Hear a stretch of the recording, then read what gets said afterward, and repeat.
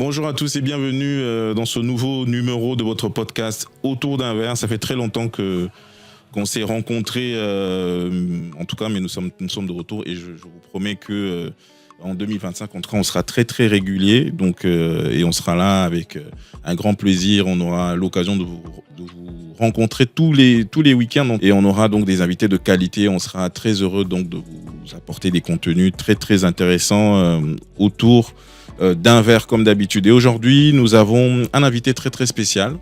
Aujourd'hui parce que c'est quelqu'un qui est très apprécié en tout cas du public. On a mené notre enquête et il propose un contenu quand même qui est assez inspirant et surtout qui ressemble un petit peu au contexte dans lequel nous sommes en RDC actuellement. Et même si vous pouvez vous retrouver dans ce qu'il dit, dans ses propos, dans ses contenus, partout où vous êtes dans le monde en tout cas, mais pour un public congolais, en tout cas, c'est quelqu'un qui est très apprécié et qui est très suivi.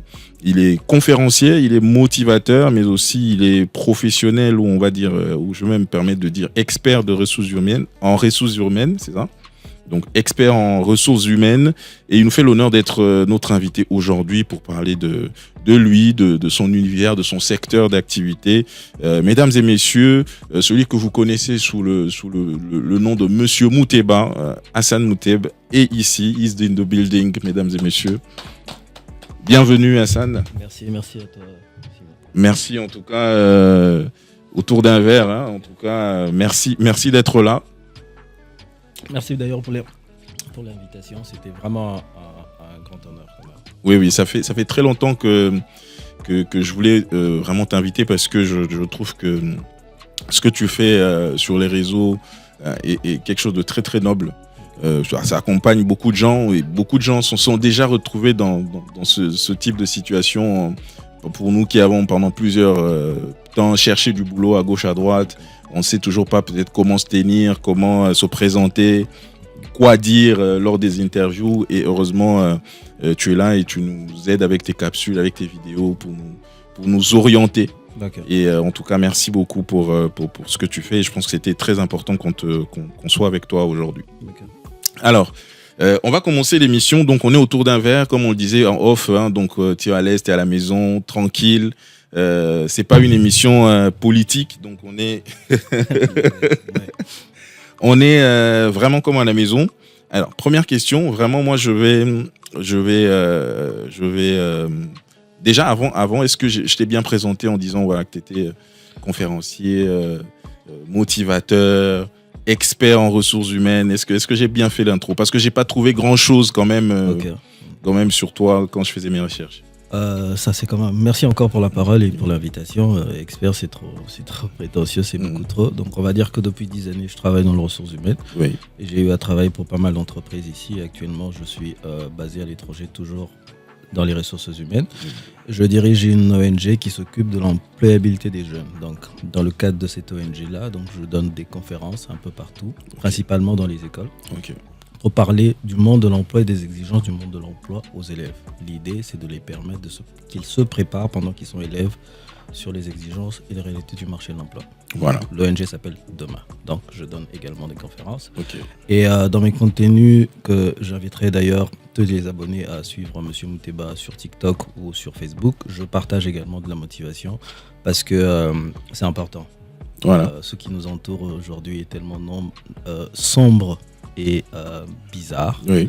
qu'il faut entendre autre chose pour protéger, comme je le dis toujours dans mes vidéos, on doit protéger ce qu'il y a là.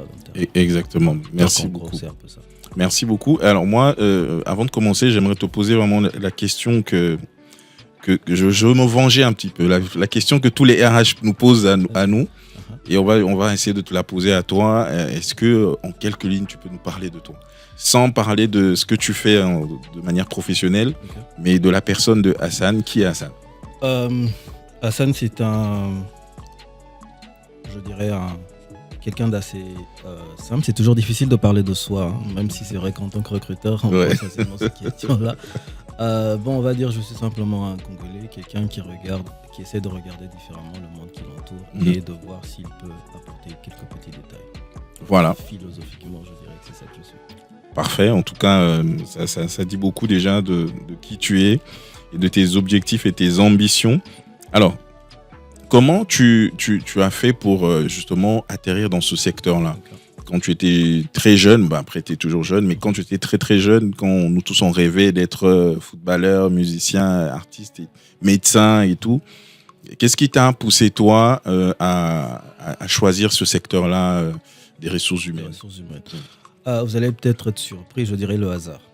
À la base, moi, j'ai une licence en management à l'université de protestants du Congo. Okay. J'ai jamais vraiment rêvé de travailler dans les ressources humaines de manière générale. Pour moi, c'était faire une carrière politique. Très jeune déjà, je m'intéressais à la politique. Je voulais vraiment faire une carrière politique et je m'apprêtais d'ailleurs à aller faire un master en Corée du Sud. Et c'était également lié toujours à tout ce qui tourne autour de la politique, mais ce master-là ne marche pas. Ok. Je me décide donc de chercher un stage parce que je voulais absolument faire quelque chose. Je ne voulais pas rester à la maison, donc je me mets à chercher un stage et un ami a une opportunité d'un stage. Il me dit, c'est un cabinet RH, moi j'ai fait le droit. Je salue d'ailleurs Charles Matoussi là pour ce cadeau qui a changé ma vie. Il me dit, moi j'ai fait droit, je ne suis pas intéressé, tu peux y aller à ma place. J'y vais et ça fait 10 ans. Wow. Et est-ce que quand tu y vas, est-ce que tu as cet amour de faire ça, ou bien tu vas en mode je vais découvrir ce qu'il y a là-bas? J'y ai quelques notions parce que quand même ce qui est intéressant avec mon profil, moi je suis quelqu'un de curieux. Okay. Et donc déjà étudiant, j'avais fait des formations sur les ressources humaines. Il y a eu, je me rappelle à l'époque, un petit centre qui est venu organiser à l'UPC des formations, et donc j'avais fait une formation en ressources humaines, juste comme ça. Bon, j'ai fait management, forcément j'ai un cours de ressources humaines, forcément je gère l'entreprise de manière générale. Donc j'avais déjà des petites skills, donc j'étais vraiment pas perdu. Ok. Mais est-ce que le rêve de faire politique est mort, ou bien on peut te retrouver dans quelques années parce qu'on sait que tu n'es pas très très loin quand même aussi de cette sphère-là. Non, je me bats absolument avec, parce que le paysage, comme il faut le dire, n'encourage pas. Aujourd'hui, s'il faut faire politique, c'est pour s'enrichir et c'est pas très top. Okay. Mais c'est quand même quelque part dans un tiroir. Et quand je regarde ma bibliothèque, je sens que c'est pas parti. Quand je regarde, c'est vraiment pas parti. Exactement. Alors, on va parler un petit peu RH et est-ce que tu peux nous dire que, selon toi, c'est quoi le rôle principal des ressources humaines au sein d'une entreprise? Mais de manière vraiment simple, terre à terre, pour que vraiment tout le monde, tous les jeunes comprennent exactement. Comme ça le dit, ressources humaines, c'est une ressource. Dans l'entreprise, vous avez les ressources financières, vous avez les ressources humaines, donc l'homme, les hommes. Et donc la gestion des ressources humaines, c'est tout simplement ce qu'on met en place pour attirer ces hommes, les recruter, les gérer au quotidien pour permettre au business qui est l'entreprise d'atteindre ses objectifs. Donc, l'argent vous permet d'atteindre des objectifs, mais le cœur de l'entreprise, c'est l'homme. Ok. Voilà, c'est tout. Voilà. Et comment on peut dire aujourd'hui que les ressources humaines contribuent à maintenir la culture de l'entreprise? Parce qu'on a l'impression que dans certaines entreprises, tu as l'impression que il n'y a pas une certaine cohérence dans les recrutements. Soit c'est que des jeunes, soit que c'est des gens qui ne connaissent pas l'histoire de l'entreprise. Pourtant, c'est une entreprise qui a commencé depuis longtemps. Mais comment est-ce que le RH peut faire pour justement maintenir cette culture de l'entreprise et qu'elle se développe, mais de manière vraiment cohérente et bien? À la base, c'est vraiment d'abord la vision je dirais du boss, qui veut donner quelle culture il veut donner. Par exemple, si je peux faire la publicité, quand vous regardez Pigma, vous sentez qu'il y a une vision des dirigeants pour pas seulement le service qu'ils vont produire, mais la culture en entreprise. Et si vous regardez également l'administration publique chez nous, vous verrez quelle culture on met en place. Donc à la base, la culture RH va de la vision globale d'abord de l'entreprise. Donc il faut que le boss ait une vision claire pour comment il veut que les gens dans l'entreprise travaillent. Parce que c'est ça la culture. Comment les gens vivent au travail. Voilà. Donc ça va de la vision du boss. Alors est-ce que vraiment j'ai rédigé des questions mais on va sauter un petit peu. Voilà. Mais est-ce qu'il y a une tendance particulière en matière de recrutement ces derniers temps que vous avez observé par exemple? Est-ce qu'il y a un métier particulier dans lequel on recrute énormément ces derniers temps dans les entreprises? Peut-être que ça peut aussi inspirer certains jeunes qui se cherchent encore. Qu'est-ce que je veux faire à l'université? Quel métier je veux faire? Est-ce qu'il y a une tendance dans les recrutements actuellement dans les entreprises de manière générale en RDC? Restons en RDC d'abord et peut-être dans le monde après. En RDC, il est toujours difficile parce qu'on a un problème sur les données. Les données, oui. On a du mal à avoir accès sur les données, mais si du regard personnel, c'est plus très souvent les fonctions support qui accompagnent la réalisation d'une entreprise. Ça veut dire qu'en par fonction support, je peux parler des ressources humaines. On recrute beaucoup dans les ressources humaines, beaucoup dans les finances, beaucoup dans la logistique et beaucoup dans tout ce qui tournerait au service, accueil et l'administration. Donc ça, c'est vraiment quelque chose qui revient de plus en plus. Et moi, ça va même du côté de l'ONG que nous gérons demain. C'est de dire que l'État prend des transformations. Ça veut dire que, notamment, actuellement, on a libéralisé le secteur des assurances. Ça veut dire que l'État aura forcément besoin de techniciens dans ce métier-là et il n'y a pas d'école. Là, déjà, je passe des messages aux jeunes. Vous voulez vous le spécialiser, vous allez étudier à l'étranger. Autant mieux étudier des choses dont le pays a besoin, où malheureusement, le pays n'a pas assez d'écoles pour ça. Donc, toutes les techniques d'assurance, c'est l'avenir de demain. Vous avez entendu parler du lithium ou tout ce minerai rare que la RDC a, mais on n'a pas d'école pour. Et c'est l'avenir du monde. Donc absolument, il faudrait, pour être assez spécifique et rare, il faudrait plonger vers ça.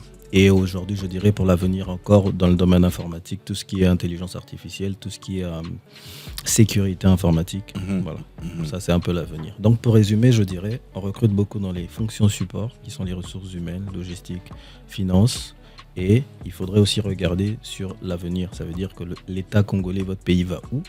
Et est-ce qu'il a des écoles pour ça? Si l'État n'a pas encore d'école et que vous avez la possibilité d'aller étudier à l'étranger ou même étudier ici en ligne, je vous encourage forcément à le faire. Ok. Mais est-ce que tu penses aussi que le digital aussi forcément, est en train de prendre la place? C'est vrai que en RDC, on n'est pas vraiment... Il y a pas beaucoup d'utilisateurs... de l'outil, enfin des outils digitaux, je veux dire, par exemple sur les réseaux, sur les sites internet et tout. Même les personnes qui détiennent des téléphones sont pas aussi nombreux que ça aussi par rapport à la population. Mais je pense aussi que dans quelques années, ça sera vraiment un autre discours, quoi. Forcément. Quand on dit que la moitié des métiers qui vont exister demain n'existe pas encore aujourd'hui. Voilà. Ça, c'est pas qu'aux États-Unis, c'est partout. Vous remontez le temps, il y a 10 ans, quelqu'un n'aurait pas pris au sérieux le travail d'un community manager. Exact. Il aurait pensé que c'est quelqu'un qui gère les pages et c'est tout. Et aujourd'hui, ça entre dans la stratégie marketing de toute une entreprise, c'est plus une blague. Exact. Le digital est en train de tout chambouler. Je me rappelle quand j'ai commencé à faire avec le digital chez Canal+, et j'étais le seul qui avait le droit d'être sur Facebook. Enfin, sur les réseaux. Et donc, tu avais des collègues qui passaient qui disaient « Ah, yo, vraiment, vous avez un Facebook ». Voilà. Et oui, mais aujourd'hui, évidemment, c'est vraiment des métiers très sérieux. On a des équipes, il y a vraiment des suivis, des social managers.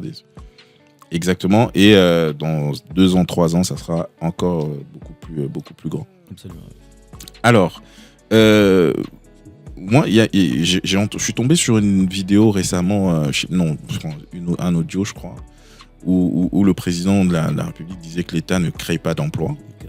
Et bon, on ne va pas rentrer dans tout ce qu'il disait, mais est-ce que tu penses que c'est une façon de dire que voilà, les gens doivent être entrepreneurs? Est-ce que c'est une façon de dire que voilà, il faut créer, qu'ensuite l'État vienne renforcer ou aider? Est-ce que tout le monde peut être entrepreneur? C'est vraiment là que je voulais chuter avec ma question.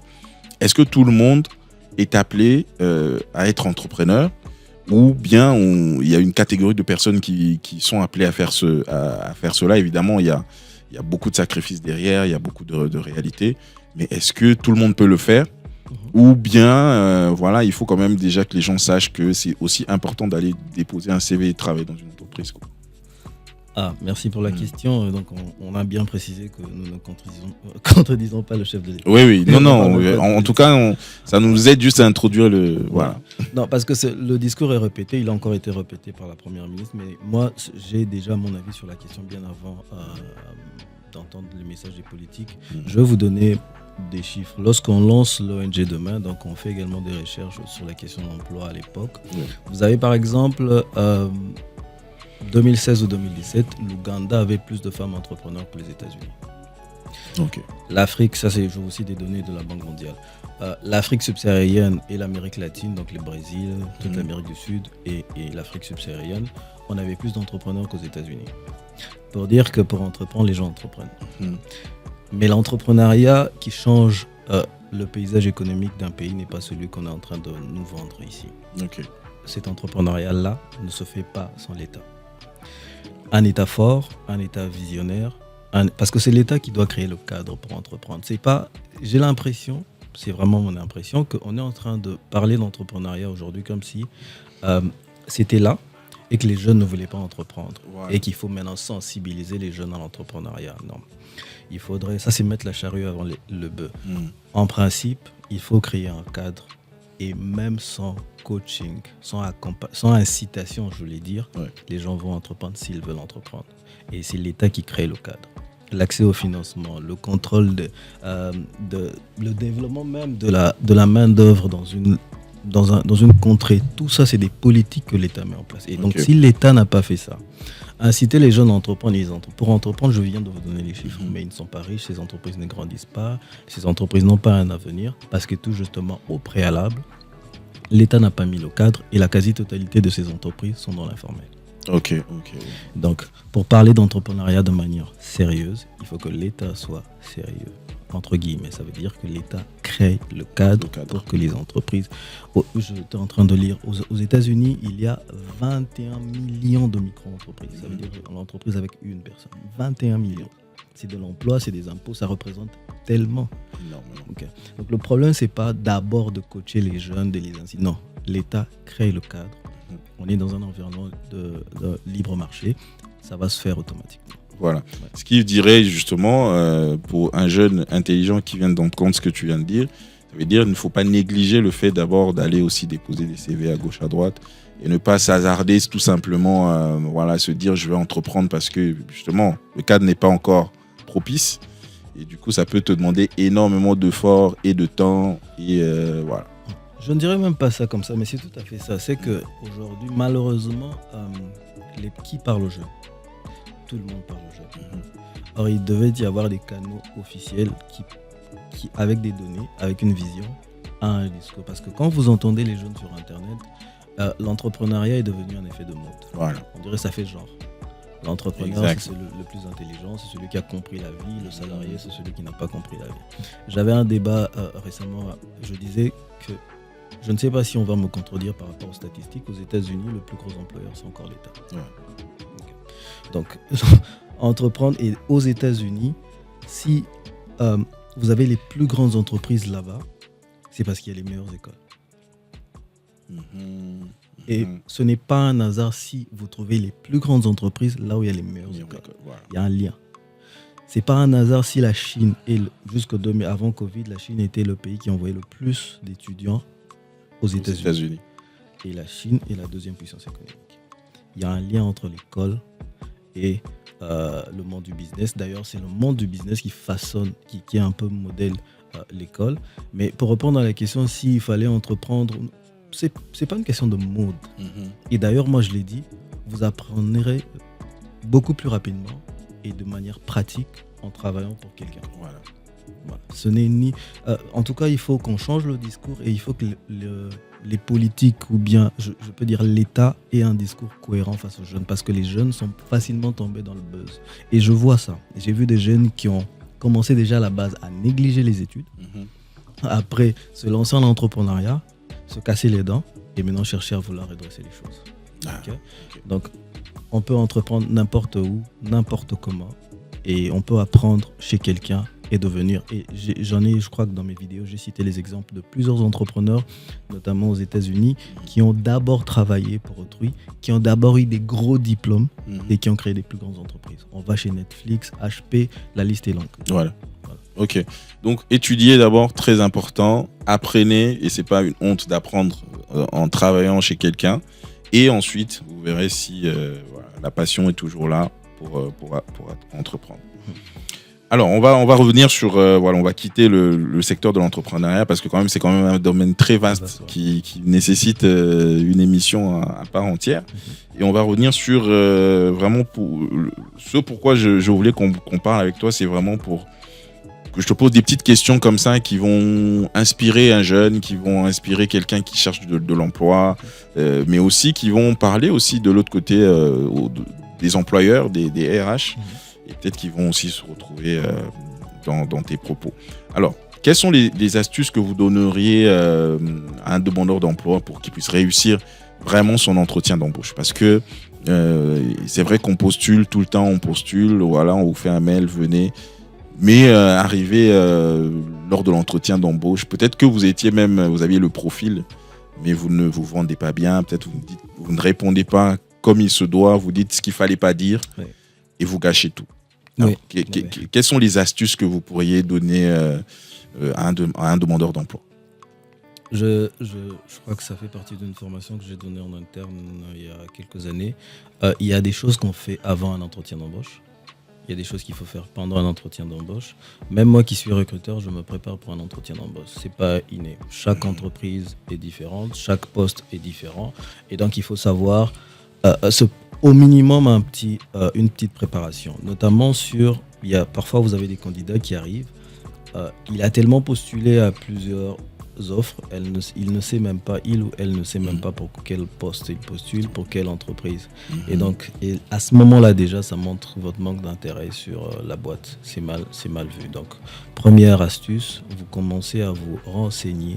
Si ça arrive, on est humain, vous avez fait vous avez déposé vos CV un peu partout, ça ne vous coûte pas de problème quand vous demandiez à la personne qui vous a appelé, que vous a écrit, de vous rappeler un tout petit peu. Vous pouvez même demander la fiche de poste encore. Lire la fiche de poste vous permet d'entrer dans le poste, comprendre le poste. Et si de manière, aujourd'hui avec les réseaux sociaux, vous pouvez croiser des RH sur LinkedIn, vous pouvez poser la question. Ah bon? Parce que ça fait peur, les gens ont peur, des fois on se dit, si j'essaie de poser la question, ça va paraître comme si, voilà, je connais pas, du coup on m'élimine. Donc est-ce que les RH sont ouverts justement à ce qu'on pose des questions avant même l'entretien d'embauche?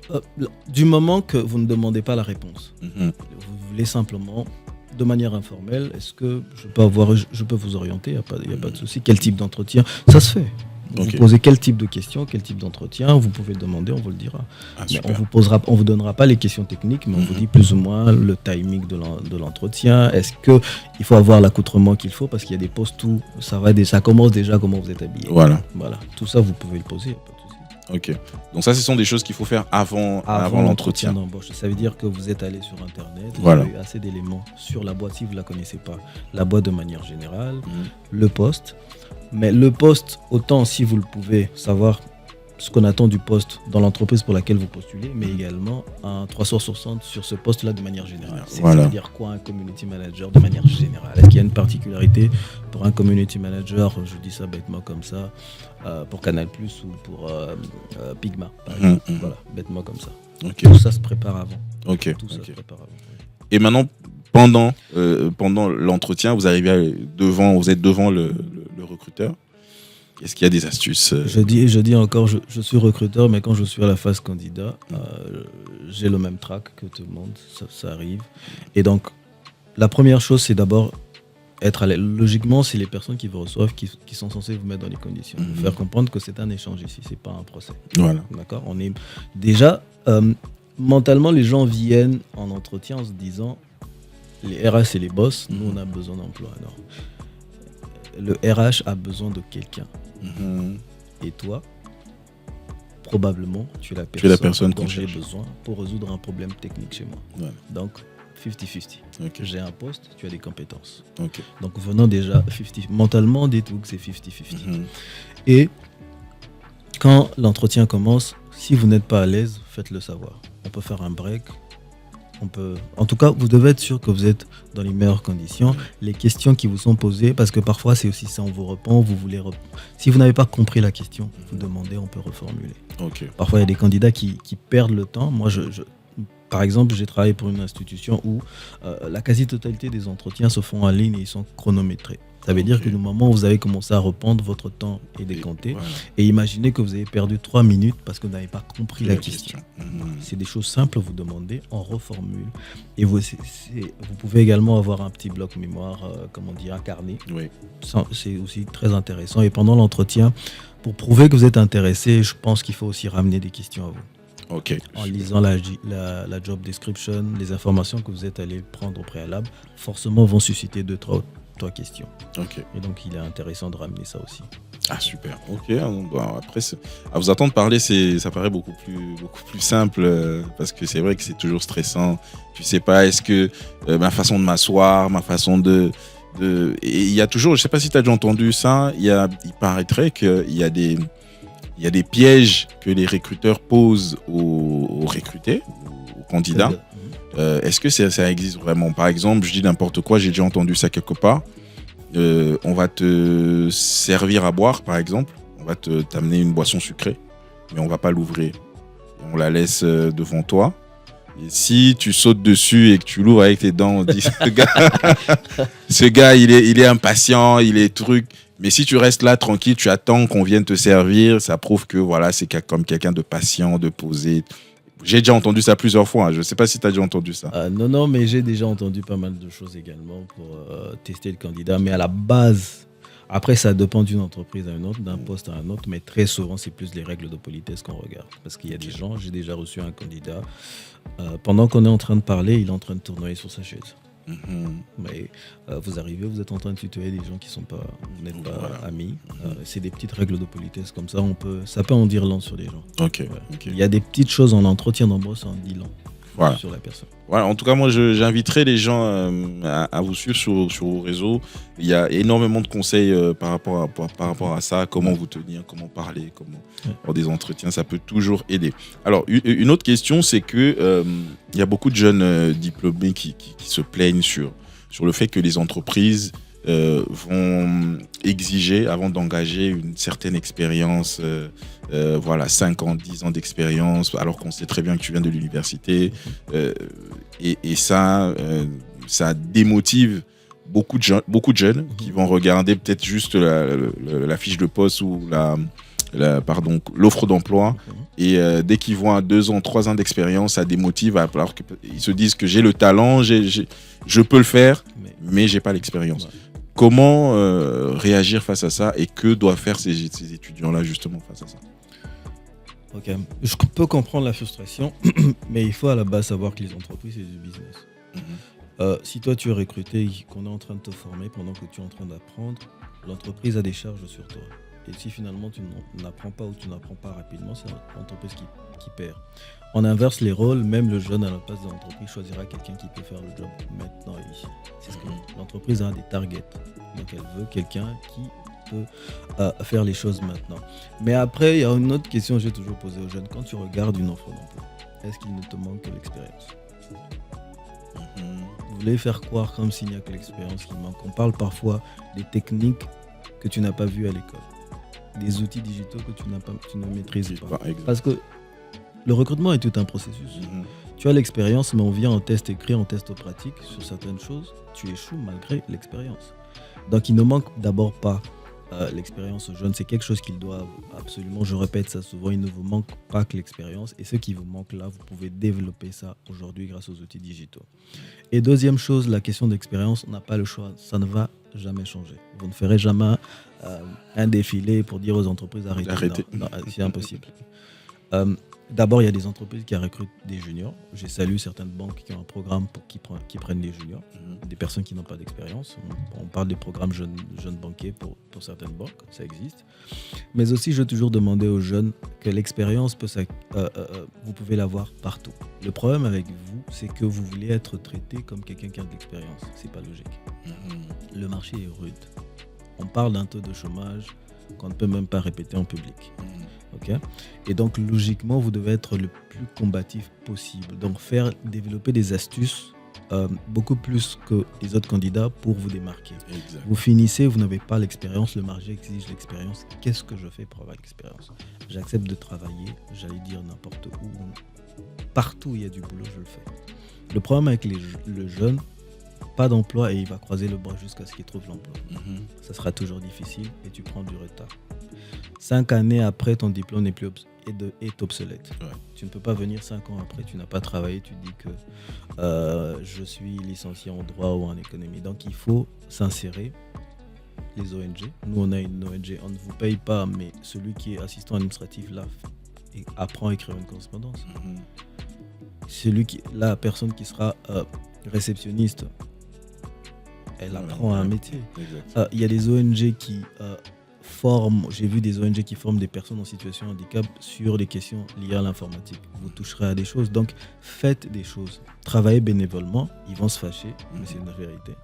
Travaillez bénévolement, acceptez de commencer petit, vous arrivez, si c'est des stages, moi la carrière que j'ai aujourd'hui a commencé par un stage.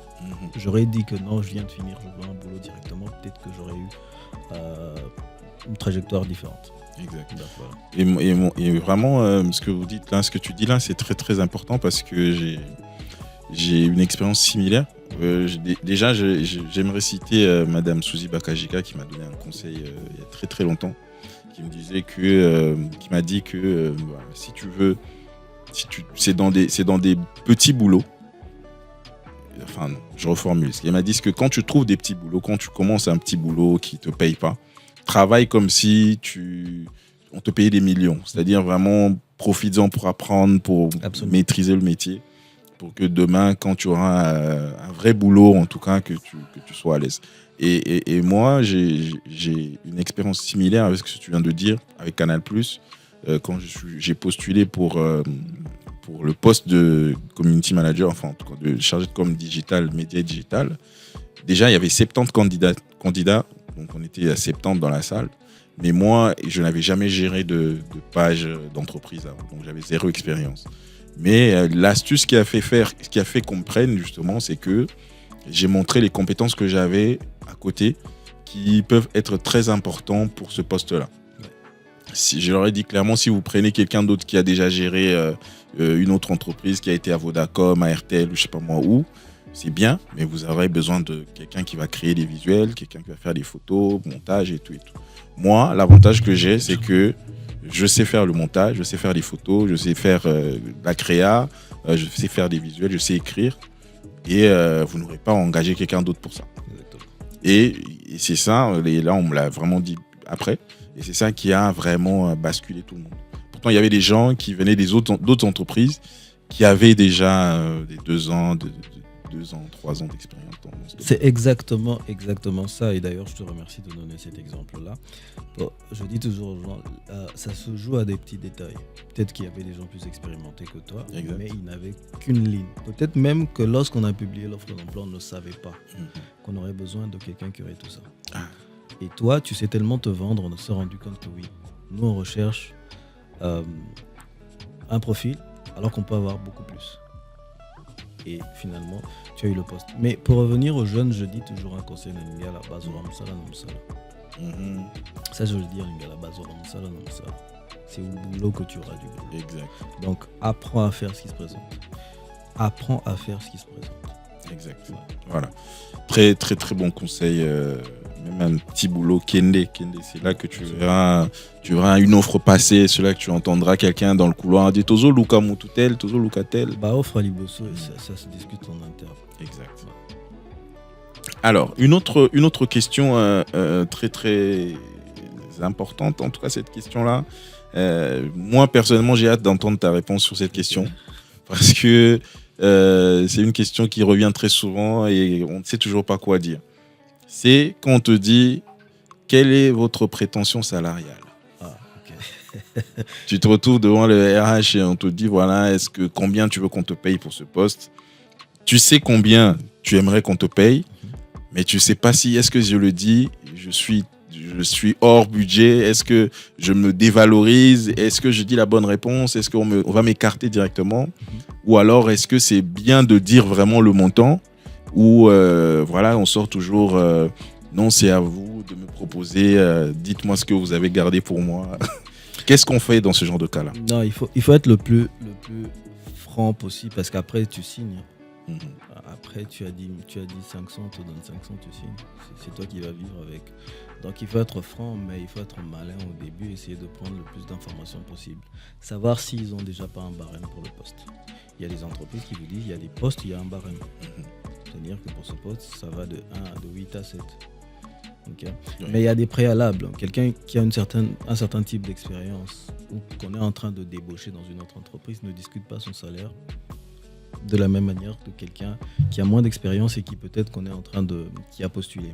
Donc tout dépend de la posture que vous avez, mais comme je dis, le plus important c'est d'être sûr, de dire la vérité à la fin, mais être sûr que vous avez eu assez d'informations.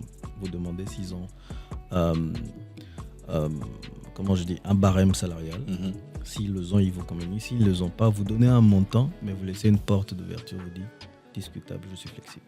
Ok. Voilà, si vous avez peur, mais de toutes les façons, ce qui est prévu, s'ils peuvent pas, ils peuvent pas. Ok.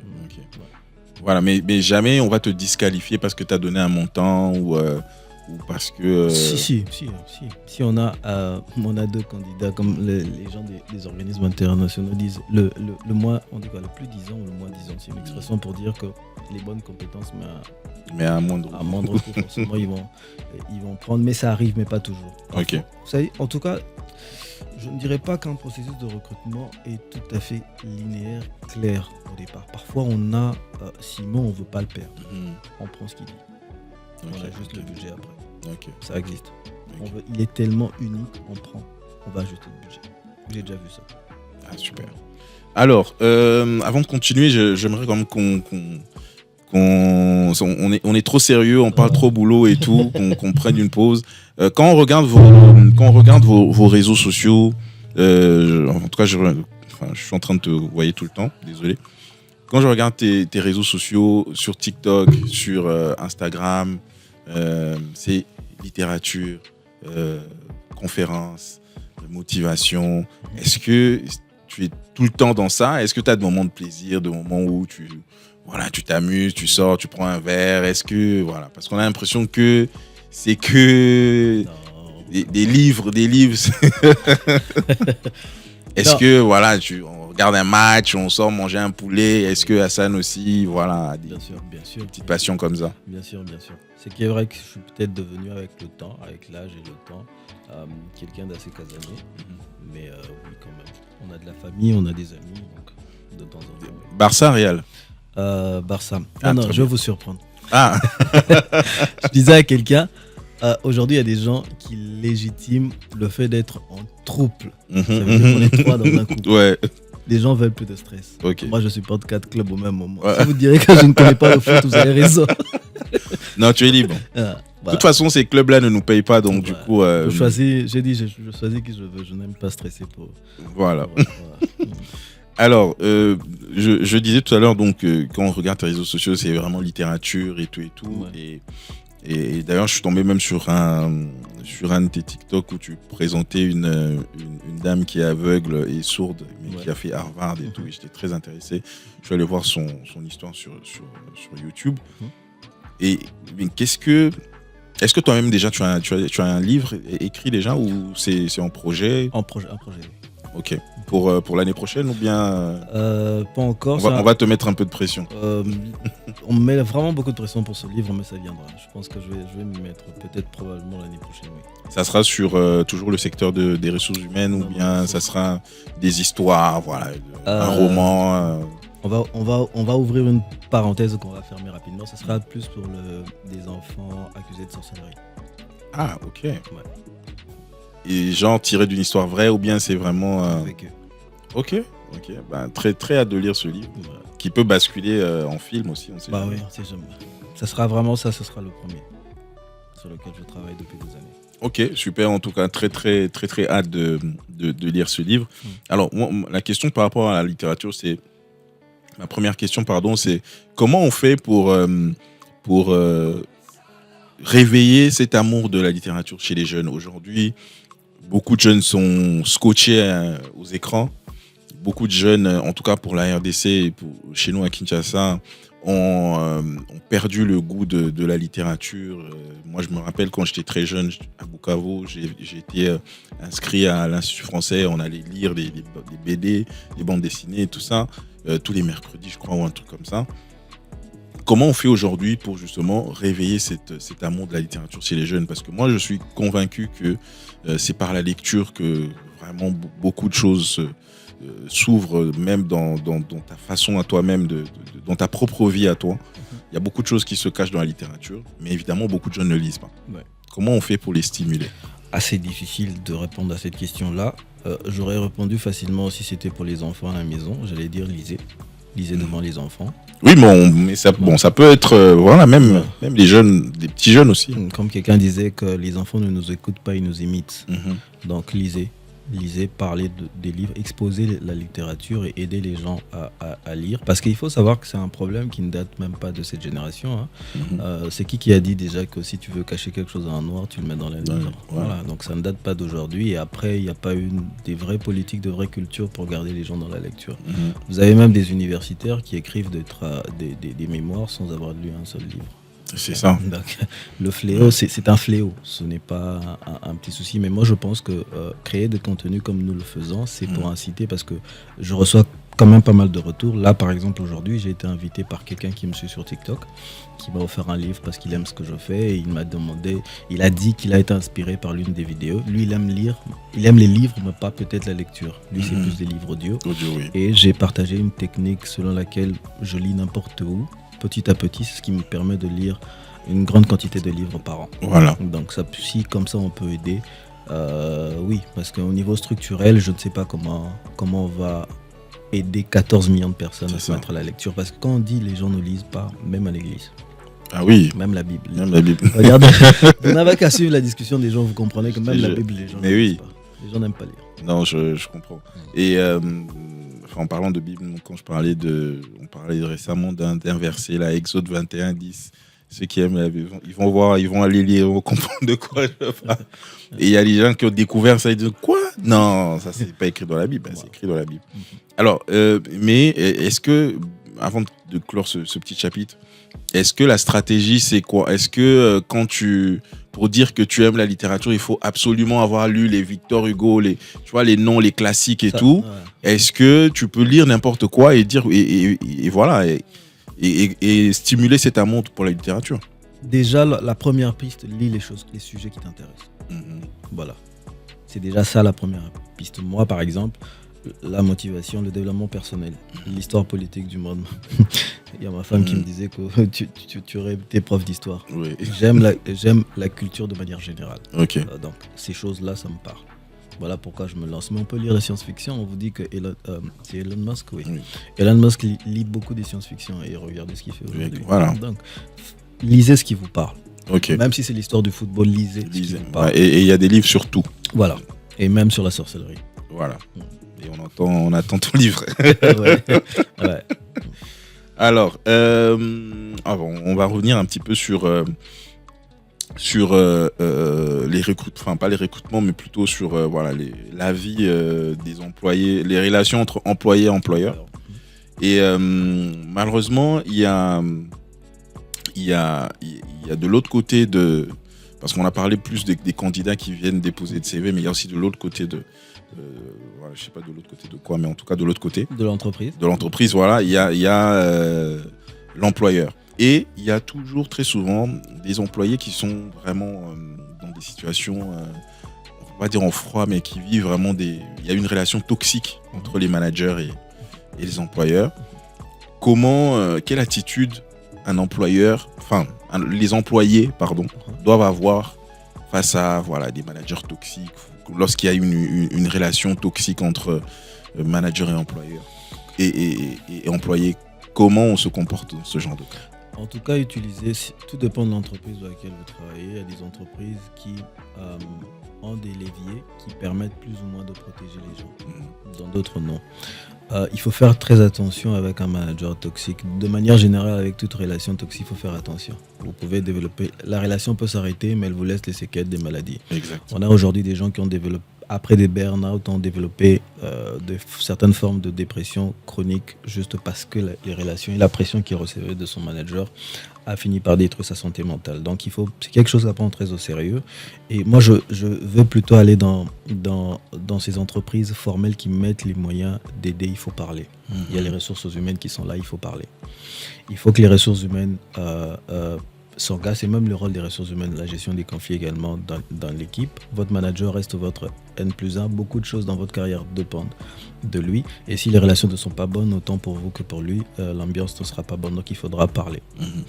Parler les ressources humaines. Et soyez sûr que vous avez déjà parlé de manière officielle. Laisser toujours des traces. Dans le monde de l'entreprise, laisser toujours des traces. Ouais. Donc, parler une fois, 2 fois, si ça ne marche pas, parce qu'il y a des entreprises qui ont des mécanismes de gestion de conflit. Si ça ne marche pas avec votre N+1, c'est-à-dire votre supérieur direct, allez sur votre N+2, et ainsi de suite. Au pire des cas, il faudrait quitter. Ouais. Oui. En tout cas, il faut prendre très au sérieux les relations entre employés et employés. Parce que moi, ma carrière, je ne dois pas ma carrière simplement à, entre guillemets, mon sens de travail ou bien ma rigueur. Je dois aussi ma carrière à la chance que j'ai eue, les managers qui ont travaillé avec moi. Exact. Le goût de la lecture, je lisais, mais il y en a un qui m'a dit « lis beaucoup plus ». Et quand je l'entendais parler du métier que nous faisions, j'étais fasciné parce qu'il n'avait peut-être pas la grande expérience d'autres personnes, mais il était allé en profondeur, niveau théorique, de plusieurs thématiques liées aux ressources humaines et ça m'a fasciné. Et celui-là m'accompagnait, il te montrait comment on grandit dans une carrière. Ouais. Vous voyez, il change ma vie. Et j'ai eu d'autres managers qui m'ont mis face, face à un fait accompli. Elle te dit, fais tes preuves, sinon tu perds ton job. Elle te fait confiance. En fait. Et donc tout ça, ça façonnait la carrière. Alors il y a d'autres personnes qui ont eu l'opposé et les carrières se sont compliquées. Exact. Donc c'est quelque chose à prendre très au sérieux. Ne le gardez pas bon, soyez assez mature. Hein. C'est le monde du travail, c'est pas un monde de bisounours où chaque jour vous allez vous plaindre. Vous allez, prenez le temps suffisamment, assez long pour évaluer la relation que vous avez entre vous et votre manager. Parlez, passez aux ressources humaines, passez au N+2. Et si ça ne marche pas, il est possible aussi que les ressources humaines vous réaffectent ailleurs ou trouver mieux. Quitter. Oui. Ouais. En tout cas, je pense que c'est mieux de préserver sa santé mentale plutôt que. Voilà, c'est important. La boîte, elle va s'arrêter. La relation même toxique peut s'arrêter, mais ce qui vous laissera, ça risque de durer plus longtemps. Et mais en cas de gestion, en cas de conflit dans une équipe, est-ce qu'il y a des astuces pour gérer les conflits en interne si les deux parties... Sans que ça parte chez le RH ou sans que ça parte chez le N+1, enfin au-dessus. Que les membres. Les parties en conflit doivent discuter. Ne laissez sortir la chose que si en interne on n'a pas trouvé. Si en équipe on a discuté, on a parlé 1 ou 2 fois, chacun des parties a donné ses versions, mais on n'arrive toujours pas à trouver solution. C'est à ce moment-là que vous escaladez le sujet. Ok. Très compliqué hein, le monde de l'emploi. Bon, après, les relations humaines ne sont jamais simples. Ouais, je comprends. Alors, est-ce qu'il y a des initiatives que les entreprises peuvent mettre en place pour améliorer le bien-être des employés ? Oui, mais quelles entreprises ? D'ailleurs, ça allait faire l'objet d'une prochaine vidéo. J'ai remarqué que chez nous, tu l'as dit, on fait beaucoup de coaching sur comment le candidat doit être déjà candidat, comment il doit être le bon employé, mais très peu comment l'employeur doit développer, comme on dit, sa marque employeur. Exact. Pourquoi ? Et c'est normal, c'est parce que la balance est dans l'autre sens. Il y a très peu d'entreprises pour beaucoup plus de candidats. Et donc, il n'y a pas une vraie guerre des talents. Voilà. Ailleurs, il y a une guerre et une politique de rétention pour garder ces talents, attirer le meilleur. Et chez nous, le volume des demandeurs d'emploi est tellement colossal et que les entreprises aujourd'hui n'ont pas vraiment une vraie politique pour être un bon employeur. Ouais, c'est ça, c'est très important. J'ai jamais vu ça de cette façon-là, mais c'est très vrai. C'est juste parce qu'en face, les demandeurs, il y en a beaucoup. Et aussi le non-respect de la loi. Parce qu'ailleurs, en plus du taux de chômage qui n'est pas très grand, il y a également la loi. L'État est derrière vous. Okay. Si vous franchissez la limite de la légalité, même dans la gestion de vos ressources humaines, vous payez cher. Ok. Ouais. Alors, on est vraiment en train de chuter. Je pense qu'il me reste deux petites questions. Je dirais 3 mêmes questions. Enfin, tu as parlé de la rétention des talents et c'est très clair ce que tu viens de dire parce que évidemment, s'il y avait beaucoup d'entreprises, peu de chômeurs, on va te rajouter des avantages, on va te rajouter des trucs. Je te fais rire. J'avais un de mes responsables à l'époque, il a travaillé au Maroc. Et on avait une chef au niveau... désolé. On avait une chef qui a eu du mal à gérer les gens. Elle est vraiment dans les humeurs, dans l'émotion. Et un jour, elle me dit, Omika, elle est en train de me parler là. Au Maroc, à la pause, je dépose le badge. Il y a tellement de possibilités de trouver un autre emploi qu'à la pause, juste parce qu'elle m'a parlé comme ça, je dépose le badge, je pars. Or, chez nous, ici, tu réfléchis à 2 fois. Voilà. Parce que le marché est tellement saturé. Même pour nous qui avons l'expérience, Koza Moussa, là, et ça me permet d'ouvrir une parenthèse. Koza Moussa, on a Congo Zapassi. Donc, il faut vraiment quitter un emploi quand vous savez que vous avez un autre plan. Exact. Ouais. Voilà. Alors, est-ce qu'il y a des petits tips pour les CV, pour qu'un CV attire l'attention du recruteur? Ouais, d'abord, vous enlevez l'attribut, les noms de vos parents, ce genre de choses. À moins que quand vous postulez pour l'administration publique du Congo, exact. Mais les noms de vos parents, le nombre de vos enfants, l'attribut, vous êtes originaire, toutes ces choses n'ont rien à faire sur votre CV. La photo, si ce n'est pas demandé, ne le mettez pas parce que ça ouvre une petite porte à la subjectivité. On n'est pas censé vous recruter selon que vous êtes joli ou pas. Mettez en avant ceux qui cadrent avec le poste pour lequel vous postulez. Exact. C'est très important. Mettez en avant. La première chose, je veux vous dire que les recruteurs passent moins de 30 secondes sur un CV pour savoir si je vais le relire ou pas. Moins de 30 secondes après, je lâche. On a travaillé dans des cabinets où je pouvais lire seul, moi, 1000 CV. Donc, croyez-moi, je sais passer vite sur un CV. Ouais. J'ai obligation de tous les lire, mais je sais passer vite parce que je sais ce que je cherche. Voilà. Notamment, c'est l'expérience, les diplômes, généralement, c'est les premières choses que je vais chercher. Donc, mettez ça en avant. Et soyez sûr que ça cadre avec les postes. Il y a des expériences qui ne cadrent pas avec un poste pour lequel vous postulez. Il y a des formations qui ne sont pas pertinentes pour un poste pour lequel vous postulez. Ça ne sert à rien de gonfler son CV pour avoir un CV à plusieurs pages. Ok. Voilà. Quand je vois, il y a beaucoup de femmes qui hésitent de postuler sur certains postes. Est-ce que aujourd'hui on va dire que les hommes sont plus privilégiés? Est-ce qu'on regarde déjà le fait que ce soit les hommes, que ce soit les femmes, ou bien aujourd'hui en 2024 tout le monde a la chance, tout le monde a sa chance? Que vous soyez femme ou homme, vous avez la chance. Je dirais qu'on soit femme ou homme, surtout pour les femmes, on a plus de chance aujourd'hui. Je ne dirais pas que les choses ont totalement changé, mais on a plus de chances aujourd'hui. Et c'est déjà un constat, je préfère passer par toi pour reprendre ce message que je dis le plus souvent. J'ai recruté pour la ville, j'ai recruté pour le pays, j'ai recruté pour le continent. Et à chaque fois, le constat est le même, à part pour des métiers qu'on dit entre guillemets, métiers pour femmes, les assistantes, secrétaires, à part ça, très souvent, le volume de candidatures, vous avez plus d'hommes que des femmes. Pourtant, ça fait maintenant plus de 20-30 ans que dans les écoles au niveau secondaire, il y a plus de femmes et ça monte. Ce qui fait qu'à un moment donné de la chaîne, on m'a expliqué qu'à cause du poids social, les femmes abandonnent soit les études, de poursuivre les études, d'aller plus loin dans les études, soit d'aller plus loin dans la carrière, la charge sociale de la famille. Et voilà, ça pèse encore, ça fait qu'il y ait moins de femmes sur le marché aujourd'hui. Mais en termes de compétences, le débat n'existe plus. Mais est-ce que malgré ça, vous encourageriez quand même les femmes à postuler? Ça, je salue d'ailleurs les organismes internationaux pour ça. Dans les organismes internationaux, à compétences égales entre 2 candidats finalistes, on choisirait une femme. Ah, ok. Ouais. Ben, mesdames, postulez, hein, sinon... Non, pas que postuler, ça veut dire étudier. Voilà. Étudier autant, ayez une vision claire de votre carrière. Après, je suis africain, mais le monde du travail a ses réalités, ça a ses exigences. Ça restera du business. Ça veut dire que c'est vrai qu'on va faire la promotion de la femme, mais si à côté la femme n'a pas les compétences qu'il faut, on ne prendra pas la femme parce qu'elle est femme. Le business doit tourner. Donc, je reconnais qu'il y a un poids de la société sur la femme, ce qui fait qu'elle va très peu, elle arrive à l'université mais ne va pas plus loin. Elle commence une carrière, elle ne peut pas prendre toutes les opportunités parce qu'il y a la charge de famille, ce genre de choses. C'est encore difficile et ça pèse sur la femme. Mais au moins déjà saluant les efforts qui sont faits, il y a de plus en plus de femmes aujourd'hui. Ah, super. Merci beaucoup. En tout cas, alors avant de clore vraiment la dernière question, c'est que alors le podcast il est suivi un petit peu partout dans le monde. On a vraiment des retours des gens qui sont en France, aux États-Unis, un peu partout, qui nous suivent et d'ailleurs qu'on salue. Mais quel est le conseil que vous donneriez justement à ces jeunes qui sont dans la diaspora, des jeunes diplômés ou bien des gens qui ont fini les études et qui aimeraient revenir travailler dans leur pays d'origine, que ce soit ailleurs mais ou en RDC, pour être beaucoup plus précis?